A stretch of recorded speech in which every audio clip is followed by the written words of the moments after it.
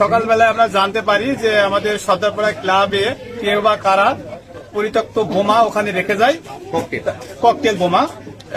সে পরিপ্রেক্ষিতে আমরা গ্রামে অনেক বিশৃঙ্খলা ঘটে এবং পার্শ্ববর্তী ক্যাম্প, ভবানপুর ক্যাম্প, তারা আসে পরিদর্শন করে এবং যারা ওইটা রাখছে তারা দীর্ঘদিন যাবৎ আমাদের গ্রামে অনেক জুলুম, অত্যাচার, নির্যাতন, চাঁদাবাজি, হত্যার সাথে জড়িত এবং সাধারণ জনগণ, বৈষম্য বিরোধী ছাত্র আন্দোলন, তারা পালিয়ে যাচ্ছিল। তার বাসা থেকে আমরা আসলে তাকে সবাই মিলে ধরে তারা এখানে নিয়ে আসা হয়েছে।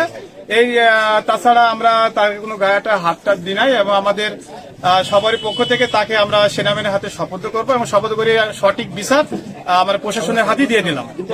আমরা সাধারণ ছাত্ররা আমরা এখানে গ্রামে দীর্ঘদিন ধরে এই গ্রামে কিন্তু তারা হচ্ছে তাসের একটা রাজ্য কায়েম করছিল। আজকে সকালে কথা বলি, আজকে সকালে হচ্ছে এই বড় ক্লাবের উপরে, সর্দারপাড়া ক্লাবের উপরে 2টা বোমা সহ একটা সিরকুট রেখে গেছে।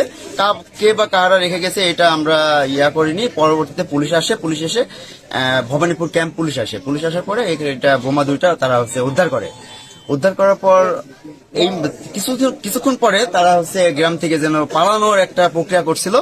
আমরা সেই মুহূর্তে জনগণকে সাথে নিয়ে আমরা সাধারণ শিক্ষার্থীরা গ্রামের একটা সুশৃঙ্খল পরিবেশ বজায় রাখার লক্ষ্যে আমরা তাদের ধরে এখন হচ্ছে আমরা মাঝে পুলিশ আসছিল, তাদের কাছে কিছু অস্ত্র, আপনার বুলেট সাদৃশ্য কিছু অস্ত্র পাওয়া গেছে। পুলিশ আসছিল ভবানীপুর ক্যাম্পে থেকে। পুলিশ আসার পরে পুলিশ হচ্ছে তারা এক প্রকারে ব্যর্থ হয়ে তারা চলে গেছে, তাদের নিয়ে যেতে পারেনি। এর সেনাবাহিনী আসতেছে, সেনাবাহিনী রাস্তার ভিতরে, আমরা এখন তাদের অপেক্ষায়। তারা এসে যে আইনি প্রক্রিয়ায় যে যা করার দরকার তারা সেটা করবে।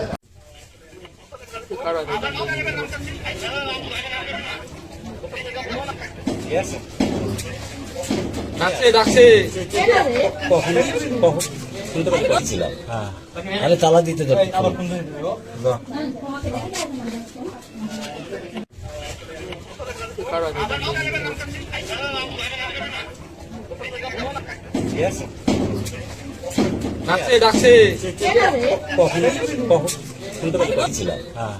আরে তালা দিতে